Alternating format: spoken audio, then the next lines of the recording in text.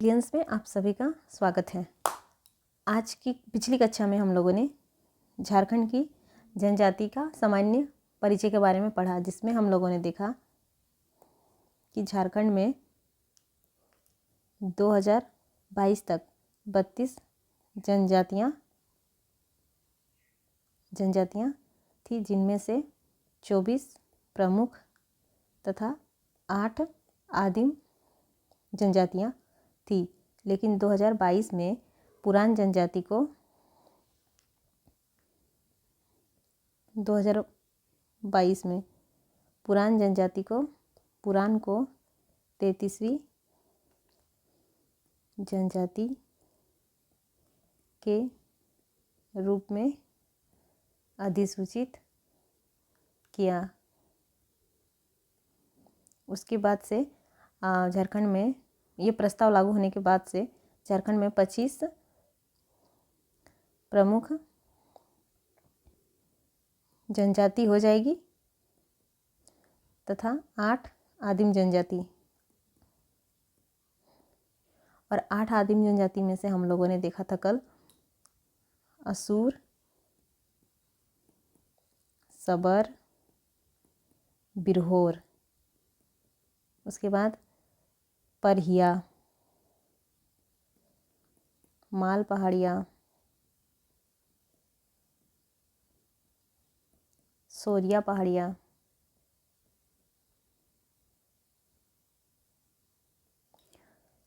कोरवा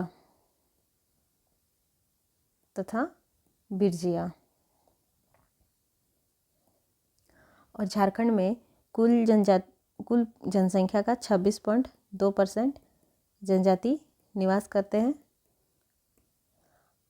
और 25 प्रमुख जनजाति में आज हम लोग सबसे पहले संथाल जनजाति के बारे में पढ़ेंगे, जिसका झारखंड में 34% है। तो सबसे पहले देखते हैं झारखंड की जनजातियाँ। उसमें संथाल जनजाति के संस्थापक लुगुबुरु को कहा जाता है। यह संथाल जनजाति के जनक बोलिए चाहे संस्थापक बोलिए, लुगुबुरु को माना जाता है। यह झारखंड की सर्वाधिक जनसंख्या वाली, कितना है परसेंटेज में, तो 34% तथा भारत की ये तीसरी सर्वाधिक जनसंख्या वाली जनजाति है। झारखंड की पहली सबसे बड़ी जनसंख्या वाली जनजाति है। लेकिन देश में सबसे पहले भील, फिर गोंड, फिर जाके संथाल। तो झारखंड की पहली सर्वाधिक जनसंख्या वाली जनजाति तथा भारत की तीसरी सर्वाधिक जनसंख्या वाली जनजाति संथाल है। झारखंड आने से पूर्व इनका निवास स्थान पश्चिम बंगाल में था। पश्चिम बंगाल के मिदनापुर जगह में था, जहां इन्हें सावतार कहा जाता था। और पश्चिम बंगाल में इन्हें सावतार के नाम से जाना जाता था। इनका सर्वाधिक संकेंद्रण संथाल परगना में है। संथाल परगना जिला अगर मैप में देखेंगे तो ये इलाका जो हो गया, ये संथाल परगना हो गया। तो सबसे ज़्यादा संथालों का संकेंद्रण, मतलब सबसे ज़्यादा संख्या में संथाल परगना में वे निवास करते हैं। इसके अतिरिक्त हजारीबाग, बोकारो, चतरा, इन इलाकों में चतरा, रांची, गिरिडीह, सिंहभूम, धनबाद, लातेहार तथा पलामू में भी ये जनजातियाँ पाई जाती है। लेकिन सबसे ज़्यादा मात्रा में वे संथाल परगना में निवास करते हैं। और जहाँ ये राजमहल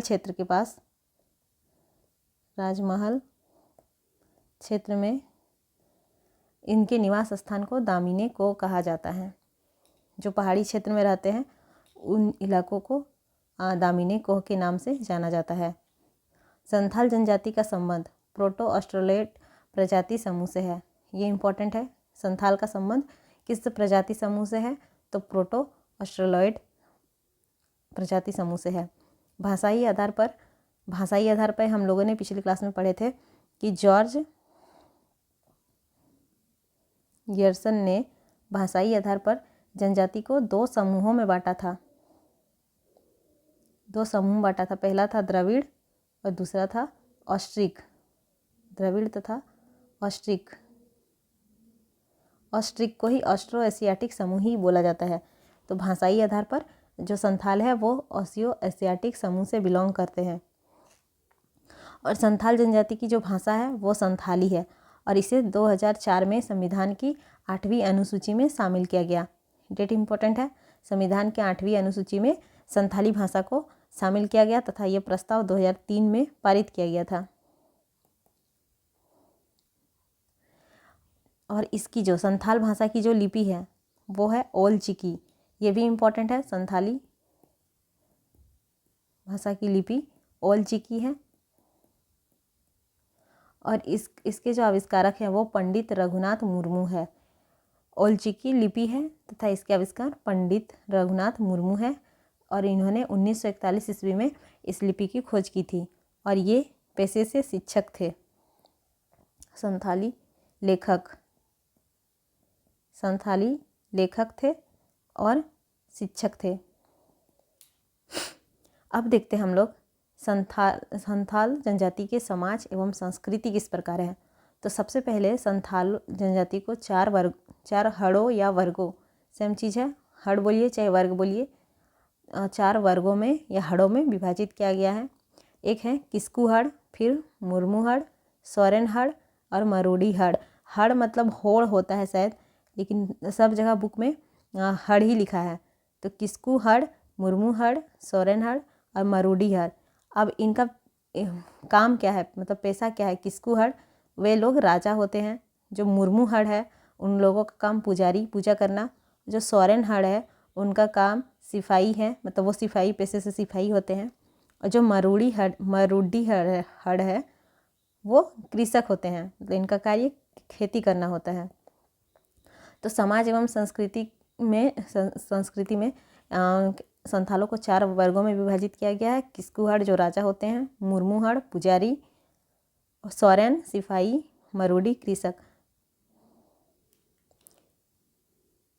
तो यहाँ सोरेन हड़ है तो 100 से सोरेन, 100 से सिपाही कर सकते हैं। यहाँ मुर्मू में यहाँ पुजारी है और यहाँ मुर्मू, पढ़ने से एक जैसा लगेगा, पूजा मुर्मू, तो उस तरह करके कर सकते हैं पुजारी। नेक्स्ट हम लोग देखते हैं गोत्र। और गोत्र को किली, कुंदा या पारी कहा जाता है। तो यहाँ संथाल में गोत्र को किली कहा जाता है। और गोत्र सामान्यतः तो 12 होते हैं और उनके उपगोत्र 144 होते हैं। गोत्र का भी उपगोत्र होता है जो कि 144 है। तो 12 का स्क्वायर कीजिएगा तो 144 हो जाएगा। सगोत्रीय विवाह निषिद्ध है, मतलब अगर सेम गोत्र का लड़का पक्ष भी है और लड़की पक्ष, तो दोनों के बीच में शादी नहीं हो सकता है।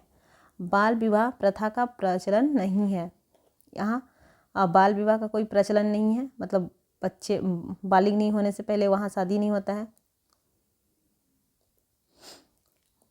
और संथाल में जो विवाह होता है, विवाह जिसको हम लोग हिंदी से विवाह बोलते हैं, उसे उन लोग बापला नाम से जानते हैं।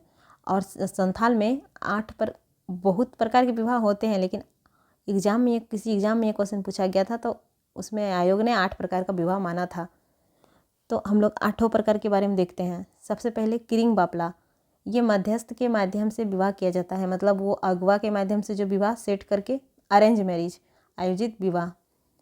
उसके बाद है गोलाइटी बापला, गोलट विवाह, मतलब 1-2 घर है, ये भी करके मान लीजिए यहाँ का लड़का इस घर की लड़की इस घर में जाती है, ये लड़की है मान लीजिए और ये लड़का है। तो इसका जो बहन होगी, इसका बहन अब इस घर का लड़का से शादी करेगी, मतलब अदला बदली विवाह, विनिमय अदला बदली विवाह। तो ये हो गया गोलाइटी बापला या गोलट, इसको गोलट विवाह भी बोला जाता है। अब है टुनकी दिपिल बापला, यह विवाह गरीब परिवारों में प्रचलित है।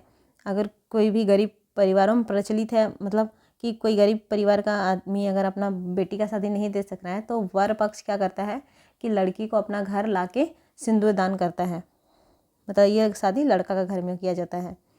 अब है धरदी जमाई बापला, तो विवाह के बाद दामाद को घर जमाई बनकर रहना पड़ता है। ये सेवा विवाह है। शादी होने के बाद दामाद कुछ दिन जाता है, वहाँ जाके सेवा करता है, मतलब ये उस घर में प्रचलित है जहाँ पे जिस घर में लड़का का शादी हुआ है, अगर उस घर में लड़का नहीं है, मतलब पुत्र विहीन है, तो उस घर का जमाई जाके रहेगा और सास ससुर का सेवा करेगा, इसलिए इसे सेवा विवाह कहा जाता है। अब आते हैं इतुत बापला। लड़के द्वारा किसी अवसर पर लड़की को सिंदूर लगाना। अगर घर वाले तैयार नहीं हो रहे तो लड़के द्वारा किसी अवसर पर लड़की को सिंदूर लगा देता है, या इसे प्रेम विवाह भी कहते हैं। निर्बोलक विवाह, मतलब इसको हठ विवाह, ये ज़बरदस्ती शादी करने वाला हो गया कि किसी अवसर पर ज़बरदस्ती शादी कर लेता है। उसके बाद है सदाई बापला, जिसको क्रय विवाह कहा जाता है, मतलब इसमें खरीद के विवाह किया जाता है। अब आता है सांगा बापला। सांगा बापला में विधवा या तलाकशुदा स्त्री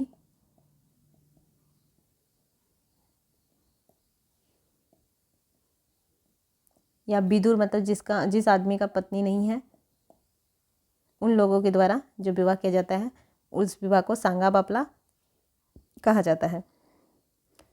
तो सबसे पहले किरिंग बापला जो था, किरिंग बापला ये अरेंज मैरिज टाइप का है, आयोजित विवाह।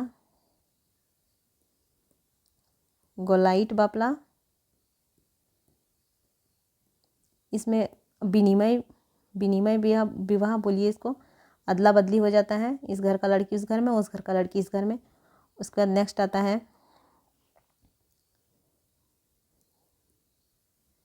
टुनकी दिपिल बापला। ये अधिकतर गरीब परिवारों में देखा जाता है।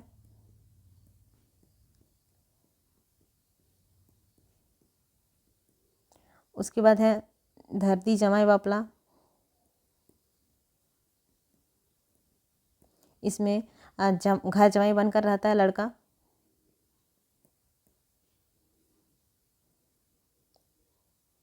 पुत्र विहीन परिवार में जमाई बनकर रहता है।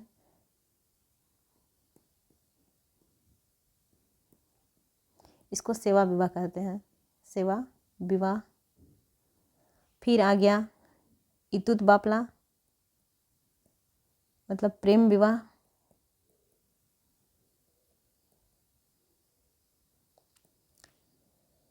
निर्बोलक विवाह, जबरदस्ती लड़की लड़का घर में जाके रहती है और इसलिए जबरदस्ती रहती है, इसलिए हठ विवाह। और सदाई बापला क्रय विवाह हो गया, और सांगा बापला तलाकशुदा स्त्री या फिर विधवा स्त्री के साथ जो विवाह किया जाता है वही सांगा बापला हुआ। सर्वाधिक प्रचलित विवाह, सबसे ज़्यादा यहाँ कौन सा विवाह प्रचलित है, मतलब सबसे ज़्यादा होता कौन सा विवाह है, तो आयोजित विवाह, मतलब किरिंग बापला विवाह ही देखा जाता है। वधू मूल्य, जिसे पौन कहा जाता है। इसमें संथाल जनजाति में कोई दहेज प्रथा है नहीं, इसमें वधू को ही एक मूल्य दिया जाता है जिसे पौन कहा जाता है। सभी जनजाति के अलग अलग वधू मूल्य है, और हम लोग को याद रखना इसमें इम्पोर्टेंट है कि संथाल के वधू मूल्य को पौन कहा जाता है। संथाल के वधू मूल्य पौन। अब देखते हैं इसमें सजा। तो इसमें सजा दो प्रकार का है संथाल जनजाति में, बिटलाहा और करेला। जो बिटलाहा है वो सबसे कठोर सजा है और सबसे हल्का सजा करेला है। बिटलाहा सामाजिक बहिष्कार है। इसमें दोष सिद्धि होने पर इसमें व्यक्ति को समाज से बहिष्कार भी किया जाता है। लेकिन आजकल क्या होता है कि यह जो दंड है बिटलाहा, इस दंड को समाप्त भी किया जाता है। मतलब अगर किसी से गलती हो गया है तो उसके लिए उसे जाति भोज कराना पड़ता है, तो इसका यह दंड माफ़ कर दिया जाता है। और करेला विवाह करेला दंड सबसे हल्का दंड है, जो कि 5 रुपये से शुरू होकर 150 रुपया तक इसमें लगता है, सबसे हल्का दंड है। अब संथाल जनजाति का आर्थिक व्यवस्था हम लोग देखेंगे। तो ये अस्थाई कृषक बन चुके हैं अभी। पहले तो ये लोग शिकार करते थे, इधर झूम खेती करते थे, लेकिन अब वे अस्थाई कृषक के रूप में बस चुके हैं। चावल से बनने वाले शराब, इन लोगों के द्वारा चावल से शराब बनाया जाता है, जिसे हड़िया या पोचाई कहते हैं। इनका सेवन किया जाता है। संथाल जनजाति बुनाई, चित्रकारी व कृषि कार्य में अत्यंत कुशल होते हैं तथा प्राचीन काल में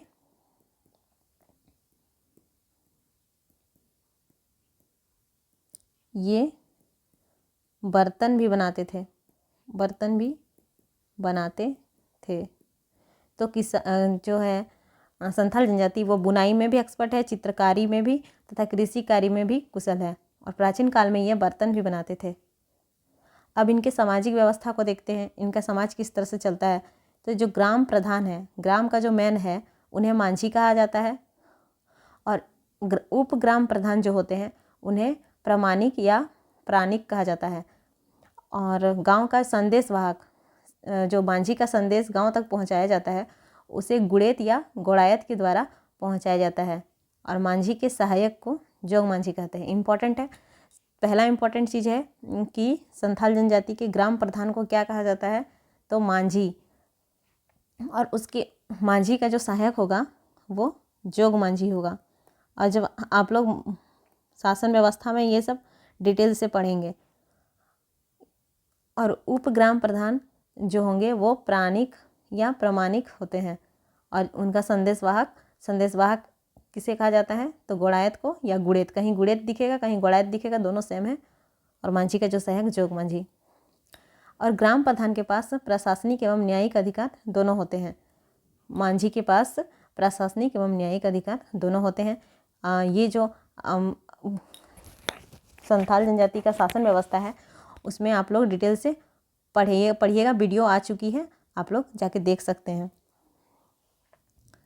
युवागृह, अब इन लोगों का जो युवागृह है, युवागृह मतलब जहाँ शिक्षण प्रशिक्षण का कार्य होता है, शिक्षण प्रशिक्षण का कार्य होता है, तो प्रशिक्षण संस्था को हम लोग युवागृह कहते हैं। और संथाल में जो है वो घोटुल है, ये इम्पोर्टेंट है, इसे याद रखना है। और पंचायत की बैठकें, अब पंचायत की बैठकें कहाँ होती है, मांझी थान करके जगह है, वहाँ होती है, जो एक चबूतरा का आकार का होता है। और यहाँ महिलाओं का जाना वर्जित है, मतलब यहाँ महिलाएं नहीं जा सकती है। तो ग्राम प्रधान हो गया मांझी और मांझी का सहायक जोग मांझी, उप ग्राम प्रधान प्रामाणिक या प्राणिक, संदेशवाहक हो गया गुड़ेत या गोड़ायत। और ग्राम प्रधान के पास प्रशासनिक और न्यायिक अधिकार दोनों होते हैं। युवागृह उसको घोटुल कहते हैं। और पंचायत की बैठकें मांझी थान में होती है और यहाँ महिलाओं का जाना वर्जित है, मतलब महिलाएं यहाँ नहीं जा सकती है। प्रमुख पर्व त्यौहार इनके क्या है, तो इनका जो महीना शुरू होता है वो आषाढ़ माह में शुरू होती है। और संथालों का सबसे बड़ा त्यौहार सोहराय है, जो कि पोष माह में मनाया जाता है। और यह संथालों का सबसे बड़ा त्यौहार तो है ही, तथा यह 5 दिनों तक चलने वाला त्यौहार है, 5 दिनों तक चलता है। और ये धान काटने के बाद मनाया जाता है, मतलब उस समय मनाया जाता है, धान काटने के समय मनाया जाता है। तो संथालों का सबसे बड़ा त्यौहार सोहराय हो गया, जो 5 दिनों तक होता है, पोष महीना में मनाया जाता है तथा धान काटने के बाद या उस समय मनाया जाता है। और जो है बाहा जो है ये सरहुल को ही बोला जाता है, संथाल द्वारा सरहुल को बाहा बोला जाता है।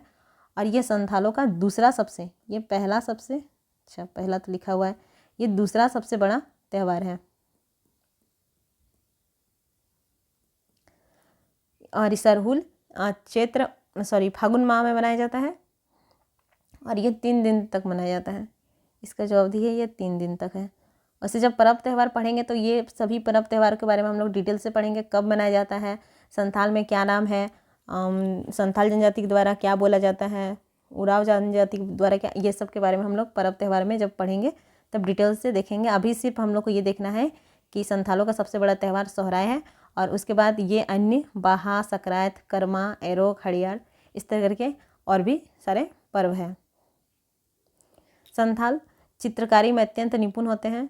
प्रचलित चित्रकला पद्धति, इनका जो प्रचलित चित्रकला पद्धति है वो कॉमकट है और इसमें क्या करता है, बर्तनों पर चित्र बनाया जाता है।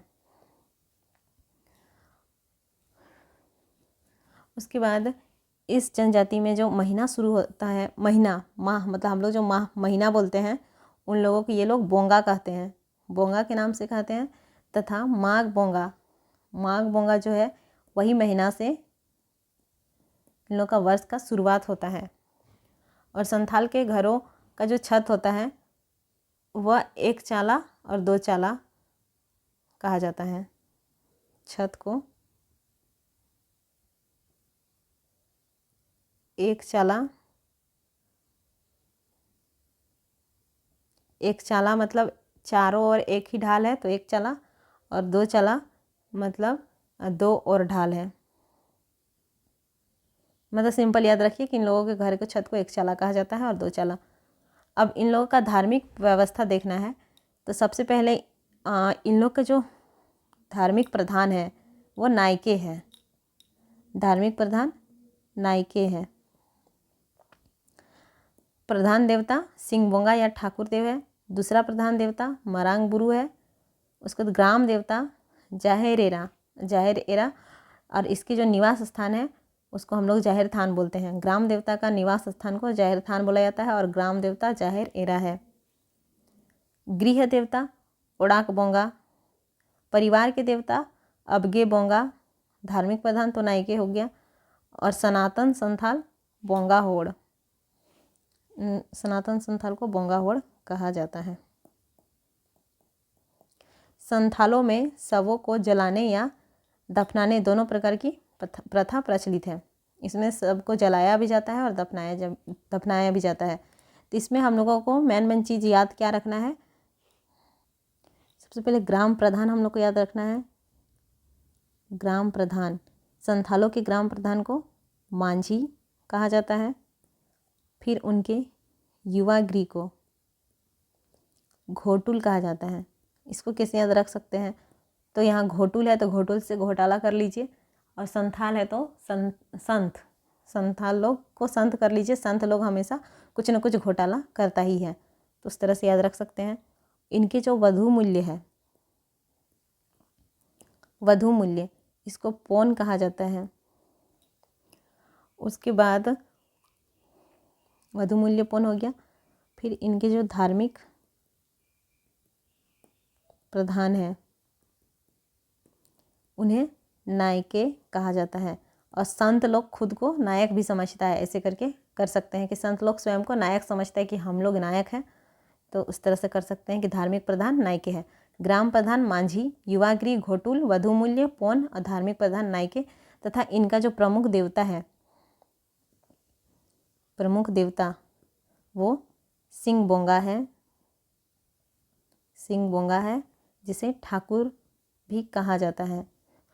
और इसमें और एक चीज़ याद रख सकते हैं, यहाँ पंचायत मांझी थान में मनाया जाता है। बैठकें होती है पंचायत की मांझी थान में। और एक चीज़ है यहाँ का जो सबसे कठोर सज़ा वो हो गया बिटलाहा।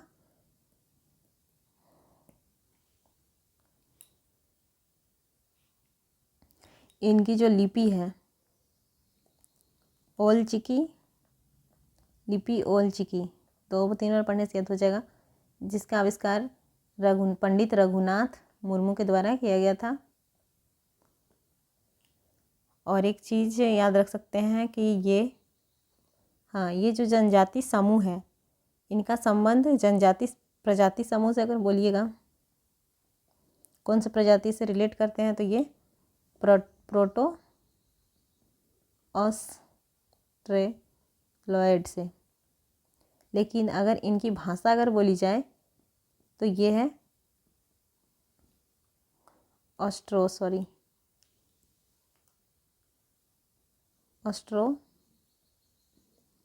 एशियाटिक। और संथालों की जो परसेंटेज है वो 34% है। और ये झारखंड की पहली सबसे सर्वाधिक जनसंख्या वाली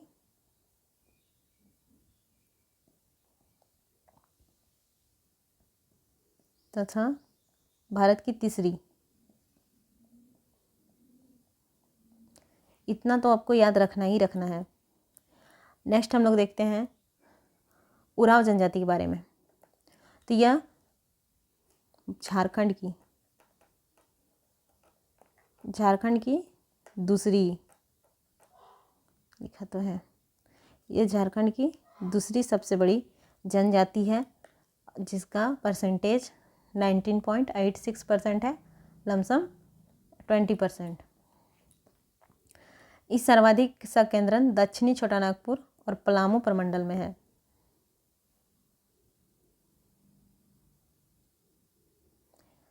पलामू प्रमंडल ये हो गया, और दक्षिणी छोटानागपुर ये बीच वाला, इधर वाला एरिया हो जाएगा दक्षिणी छोटानागपुर।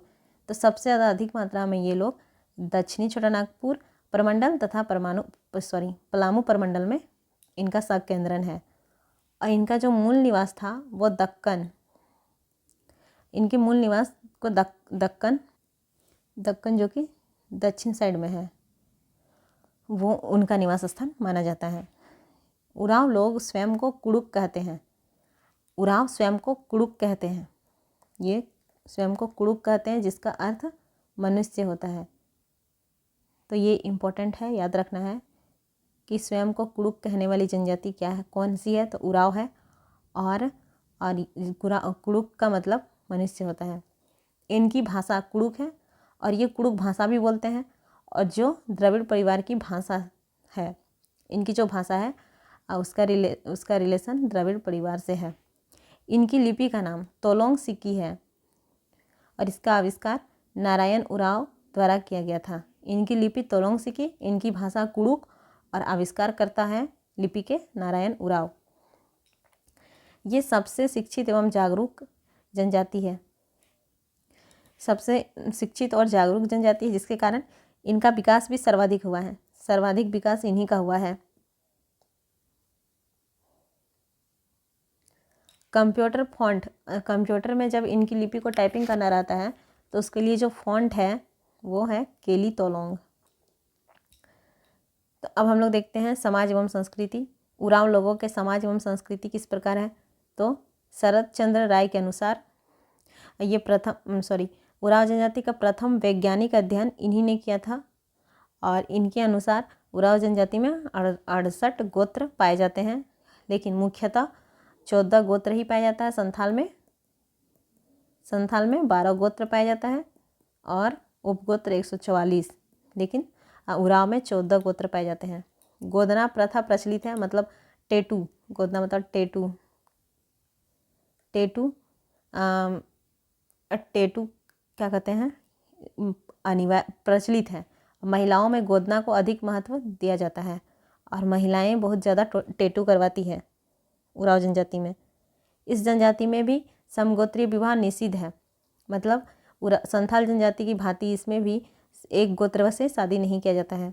सर्वाधिक प्रचलित विवाह जिसको आयोजित विवाह कहा जाता है, और सबसे प्रचलन में यही है, मतलब अरेंज मैरिज। सबसे ज़्यादा अरेंज मैरिज ही किया जाता है। सेवा विवाह का प्रचलन है, जिसके अंतर्गत भावी वर कुछ समय तक भावी वधू के परिवार की सेवा करता है। सेवा विवाह में क्या होता है कि लड़का कुछ समय के लिए लड़की का घर में आके सेवा करता है, होने वाला वर। इसमें विधवा विवाह का भी प्रचलन है। संथाल में भी हम लोगों ने देखा सेवा विवाह, उसमें भी था विधवा विवाह। उरांव में भी प्रचलन में है। एक ही गांव के लड़का लड़की के बीच शादी नहीं किया जाता है। अब एक ही गांव का लड़का और एक ही गांव का लड़की रहेगा तो शादी नहीं होगा। सहिया प्रथा भी इसमें प्रचलित है, और सहिया को सहियारो कहा जाता है। और ये जो सहिया प्रथा है ये प्रत्येक 3 वर्ष की धन कटनी के बाद, मतलब प्रत्येक 3 वर्ष के बाद, 3 वर्ष के बाद सहिया का चयन किया जाता है। इसके लिए एक समारोह आयोजित किया जाता है, जिसे सहिया चयन समारोह कहा जाता है। तो इसमें सहिया प्रथा भी हम लोग को देखने को मिला। लड़कियां मित्र को गोई या करमडार तथा लड़के अपने मित्र को लार या संगी कहते हैं। जो लड़कियां अपना सहेली बनाएगी उसको लोग बुलाएगी किससे, तो गोई या करमडार कह के पुकारेगी, और लड़के जो है वो लार बोलेगा या संगी बोलेगा। और उसके बाद अगर लड़का का शादी हो जाता है, लड़का का विवाह के बाद इनकी जो पत्नियां हैं, पत्नी आपस में एक दूसरे को लारिन लारिन या संगिनी बुलाएगी। अब देखते हैं, संपत्ति पर केवल पुरुषों का अधिकार होता है। उरांव जनजाति में संपत्ति पर केवल पुरुष का अधिकार होता है। पुरुषों द्वारा पहना जाने वाला वस्त्र केरया और महिलाओं द्वारा पहना जाने वाला वस्त्र खनरिया। पुरुष केरिया पहनता है और महिलाओं के द्वारा पहना जाने वाला वस्त्र खनरिया है। उसके बाद उरांव जनजाति का जो उरांव जनजाति पितृसत्तात्मक होते हैं या पितृवंशीय होते हैं। मतलब इसमें पुरुष प्रधान होता है, मतलब परिवार में पुरुष ही मैन होता है। और इसमें जो पितृ वंशीय है, इसमें पिता का ही वंश आगे चलता है। इसके जो प्रमुख नृत्य है उसको यदुर नाम से जाना जाता है। इस जनजाति के लोग प्रत्येक वर्ष बैसाख महीना में बिसु सेंद्रा, सेंद्रा माने शिकार। इस जनजाति के लोग प्रत्येक वर्ष बैसाख महीना में बिसु सेंद्रा मनाते हैं, फागुन में फागु सेंद्रा और वर्षा में जेठ सेंद्रा। तो बैसाख वी से चालू, यहाँ पे भी है तो दोनों हो जाएगा बिसु सेंद्रा। फागुन तो यहाँ फागुन नाम से ही मिल जा रहा है, फागु सेंद्रा। और वर्षा ऋतु में जेठ शिकार या सेंद्रा। तथा अनौपचारिक शिकार, जो अनौपचारिक होता है उसे दोराहा शिकार कहते हैं। और इनके जो वर्ष का आरंभ नवंबर दिसंबर में धन कटने के बाद होता है। और हम लोग संथाल जनजाति में देखें, माह बोंगा करके था, माघ बोंगा से उनका वर्ष का महीना का शुरुआत होता है। और वर्ष का शुरुआत आषाढ़ महीने में होता है, जबकि यहाँ उरांव जनजाति में नवंबर दिसंबर में धन कटने के बाद इनका वर्ष शुरू हो जाता है। इनके जो प्रमुख त्यौहार हैं वह कर्मा, सरहुल, खद्दी। ये जो खद्दी लिखा है ये खद्दी। अच्छा, बात प्रमुख त्यौहार कर्मा, सरहुल और खद्दी, जतरा तथा सोहराय है। आर्थिक व्यवस्था, अब इनकी आर्थिक व्यवस्था किस तरह है। ये भी अस्थायी कृषक बन गए हैं। पहले इनका भी काम वही था, शिकार करना, झूम खेती करना, लेकिन धीरे धीरे ये भी अस्थायी कृषक बन गए। उरांवों को भुइंयर तथा इनकी भूमि को भुइंयर भूमि व गांव को भुइंयर गांव कहा जाता है। उरांव, सबसे पहले क्या होता है कि जैसे उरांव तो दक्कन साइड से आए हैं और जैसे ही वो छोटानागपुर में आते हैं तो वो वहाँ के जंगलों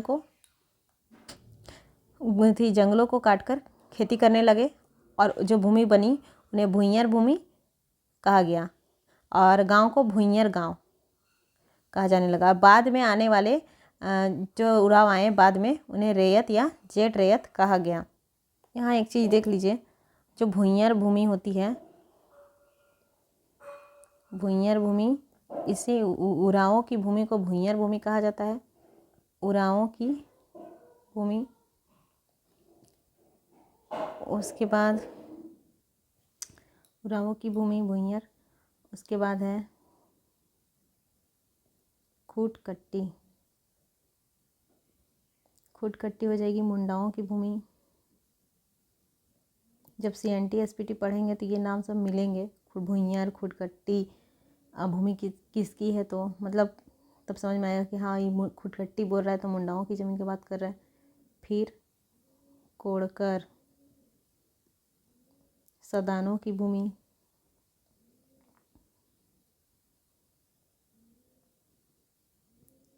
फिर एक है राजहंस। राजहंस तो राजाओं की भूमि।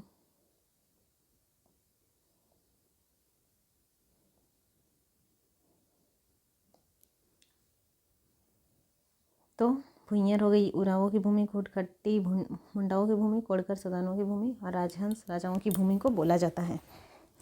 और बाद में आने वाले को रेयत, बाद में जो उरांव आए उन्हें रेयत। तो रेयत मतलब किसी भूस्वामी से जो खेत लेकर खेत लेकर खेती करता है तो उसे रेयत कहा जाता है।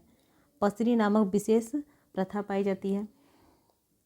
इस प्रथा में क्या होता है पसरी में कि कोई व्यक्ति अपना हल और बैल देकर खेत जोतवाने का कार्य करता है। और इस जनजाति का जो मुख्य भोजन है वह चावल, जंगली पक्षी, फल है। ये लोग बंदर का मांस नहीं खाते हैं। अब इनके सामाजिक व्यवस्था को देखते हैं। इनका जो ग्राम प्रधान होता है महतो, इनका ग्राम प्रधान महतो, जबकि हम लोग संथाल का ग्राम प्रधान मांझी। इसकी जो पंचायत, जहाँ पंचायत होती है उसे पंचोरा कहा जाता है, जबकि संथाल में जो पंचायतें होती थी उसे मांझी थान कहा जाता है। युवागिरी घूमकुरिया, और संथाल का युवागिरी घोटुल। तो देखिए युवागिरी युराव की घूमकुरिया है। नाच का मैदान अखरा, युराओं के नाच का मैदान को अखरा कहा जाता है। और धार्मिक प्रधान जो है वो पाहन है, जबकि संथाल के धार्मिक पाहन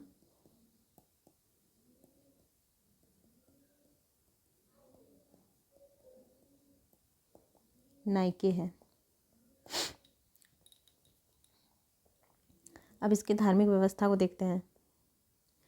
प्रमुख देवता धर्मेश या धर्मी, और संथाल के प्रमुख देवता सिंहबोंगा थे। सब लगभग सबका सिंहबोंगा ही मिलेगा, सिर्फ उराव में ही आपको थोड़ा डिफरेंट देखने को मिलेगा, तो ये याद रखना ही है, धर्मेश और धर्मी। पहाड़ देवता मरांग गुरु, ठाकुर देव ग्राम देवता, डिवार सीमान देवता, पूर्वजात्मा कुल देवता। अब फसल रोपने के समय एक पूजा की जाती है जिसे भेलवा पूजा कहा जाता है, जबकि गांव के कल्याण के लिए गोरैया पूजा की जाती है। फसल रोपने के समय की जाने वाली पूजा भेलवा पूजा, और गांव के कल्याण के लिए की जाने वाली पूजा गोरैया पूजा। और जो धार्मिक प्रधान पाहन है, उराव जनजाति के धार्मिक प्रधान तो पाहन है, उनका सहयोगी पुजार होते हैं। इनके पूजा स्थल को सरना कहा जाता है। और जहाँ पूर्वजों की आत्मा निवास करती है उसे शासन कहा जाता है। तो हम लोग जलाते कहाँ हैं? शमशान में। और इन लोग का क्या है? पूर्वजों की आत्मा निवास करती है शासन में। अब जनवरी महीना में हड़बोड़ा नामक एक संस्कार किया जाता है, जिसमें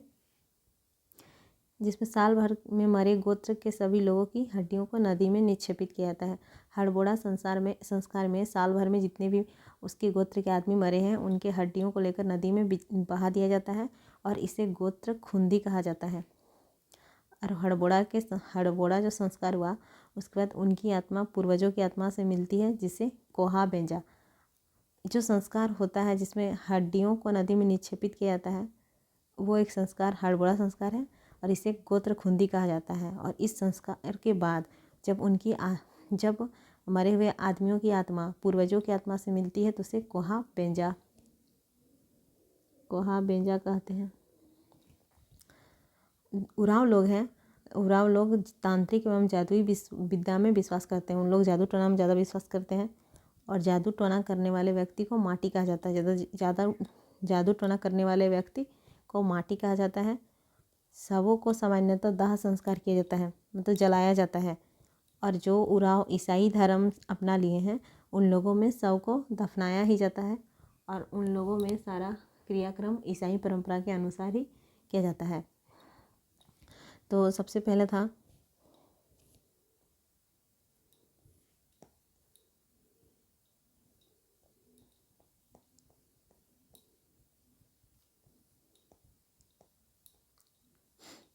इसके जो ग्राम प्रधान है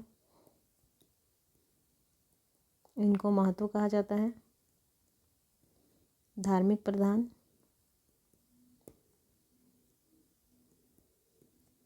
पाहन, इन लोग का जो प्रमुख नृत्य है यदूर। उराव है, उराव से कर लीजिए उड़ना। तो कहाँ कितना उड़ेंगे, कहाँ उड़ेंगे? बहुत दूर उड़ेंगे। उराव से कर लीजिए, उराव मतलब उड़ा, कहाँ उड़ा? बहुत दूर उड़ा। प्रमुख नृत्य यदुर हो गया। तथा युवागिरी घूम कुरिया, और ये भी ऐसे याद कर सकते हैं। उड़ेंगे कैसे? तो घूम घूम के उड़ेंगे। घूम कुरिया। पंचायत पंचोरा। प्रमुख देवता धर्मेश या धर्मी, भाषा कुड़ुक, और स्वयं को कुड़ुक भी बोलते हैं। लिपि जो है वो है तोलोंग सिक्की। आविष्कारकर्ता नारायण उराव। फिर ये द्रविड़ भाषा समूह से है।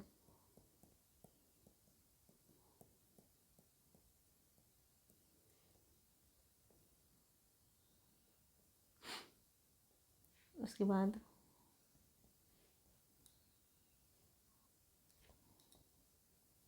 पुरुषों द्वारा पहना जाने वाला वस्त्र।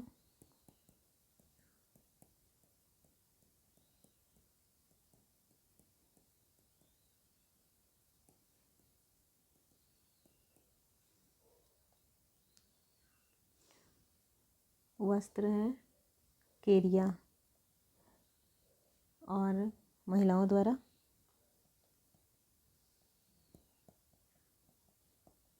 ये खनरिया है, जिसको ऐसे याद कर सकते हैं केरिया। केरिया मैंने काला कर लीजिए। पुरुष लोग हमेशा काला कपड़ा ज़्यादा पहनता है, और महिलाएं यहाँ देखिए खन रिया, लास्ट में रिया है। रिया है मतलब महिला, किसी महिला का नाम है खन रिया। तो पुरुष लोग काला ज़्यादा पहनता है इसलिए केरिया, और महिलाएं खन रिया। ठीक है, नेक्स्ट वीडियो में हम लोग आगे के जनजाति के बारे में पढ़ेंगे। Thank you.